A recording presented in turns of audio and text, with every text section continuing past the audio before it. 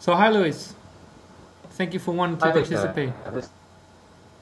No problem. So it's a very innovative idea to do a blog with video and interviews prior to a conference. A great idea. Thank you, thank you. We'll see how it works. So why don't you start by telling us a little about your research? Okay. I've been living and working in Thailand for the last 17 years. I now have a small research, primarily especially those surrounding ecological and natural resource management. Most of our first-hand empirical work and engagement with communities and government is in Thailand, but from time to time and in collaboration with others, we also work elsewhere in Asia, especially in the Mekong region. Okay. And now you will give a talk during the Amsterdam conference, and as I read from the title, you will not only focus on issues of adaptiveness, but also deliberation and inclusiveness. Why is that? Yeah, that's I think a good question, because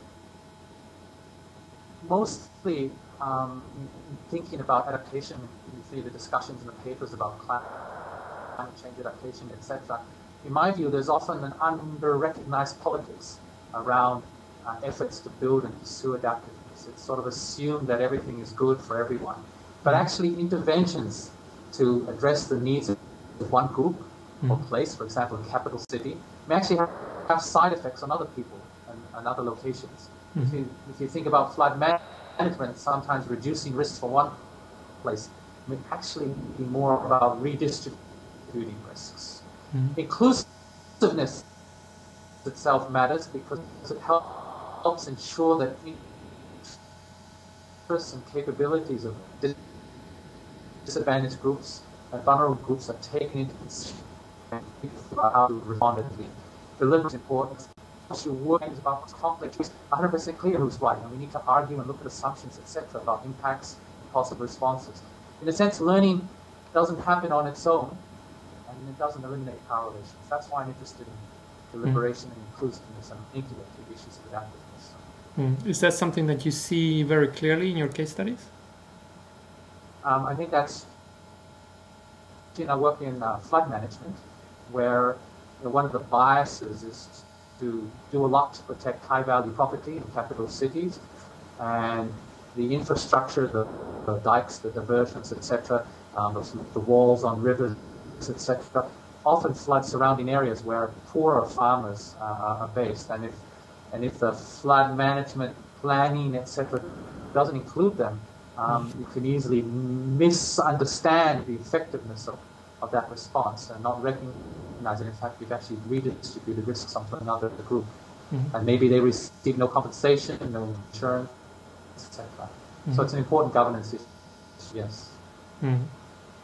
So in general, I mean, if you just broaden the perspective, what would you say is the most pressing challenge for the whole Earth system governance community? Well, that's a huge question. I might still keep thinking about, I think adapting to global environmental changes is in a sense a huge challenge. And I see most of the problems actually are at the core, not so much lack of knowledge or huge uncertainties, but actually governance problems. For example, I think in a kind of general sense, there's a problem of how much to respond. Should we wait? Should we invest a lot or do not?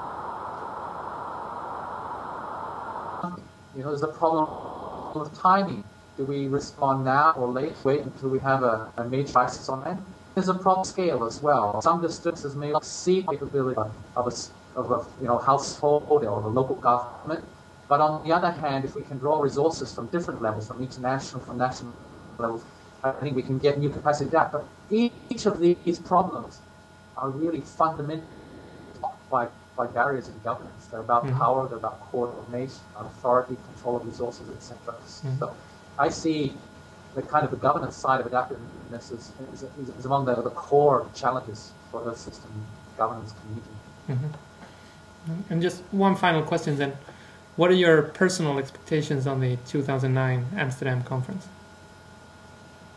Well, when I go to international events, I guess I'm really always looking forward to hearing about work in new and less familiar areas. I know reviewing the abstracts for this conference, So I was really excited to see some people talking about things other than climate change, like about invasive species, very talk. I mean, I know nothing about it. It's one of the objectives for me to go to this meeting. Also interested in some of the issues, like, for example, coalition form to influence actions, not just in small communities, but how do they spread across countries, etc. I'm looking for this conference. I think it'll be a lot of fun. Okay, well, that's about it, Louis. Thank you very much for your time, and I look forward to see you in Amsterdam then. Okay, Victor, it's a pleasure. Okay, bye-bye.